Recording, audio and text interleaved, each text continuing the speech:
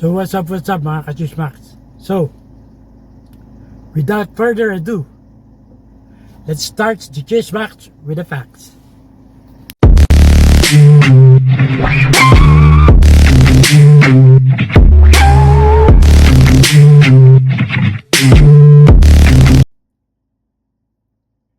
Doon sila sa impyerno at doon tayo magkita. Well, Mr. Chair, wala namang jurisdiction ng Senado sa impyerno.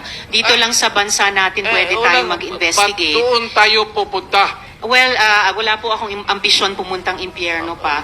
Pero Mr. Chair, ang punto lang nito ay nung magsisimula ang anumang police operations, drug-related police Mga ka-Chismax, ito yung nakakamiss kay Pangulong Duterte, no? Yung sense of humor, no? Pag nagsalita siya, hindi ka maboboard eh. Kasi may aliw factor, no? At di ka maboboard na makinig sa mga sinasabi niya. Dahil nga, from the start, naantay mo agad yung humor. At yun ang nakakamiss sa kanya, no? Nakakaaliw, no? Di alintana yan sa mga tao, no? Na si Tatay Digong, very bright, at napakakwela, very down to earth, at the same time, talagang masasandalan mo, no? Authoritative in a way, against criminal, no? He will fight against criminal. Talaga makikita mo yung galit niya. But at the same time, during his talk, no, the way he talk to the public, and you will wait for his no, he will crack a jokes, no? At yun ang nakakamiss up to now. Walang duda na hinahanap-hanap ng taong bayan yan, no?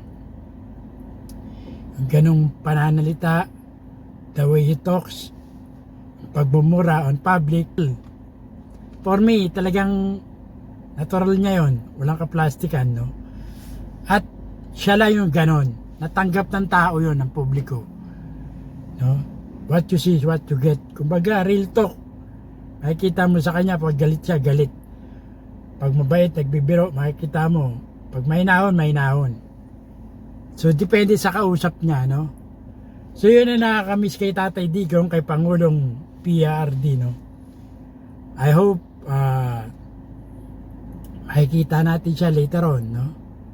Next year probably, no? Because sa midterm election, because he will run for senator.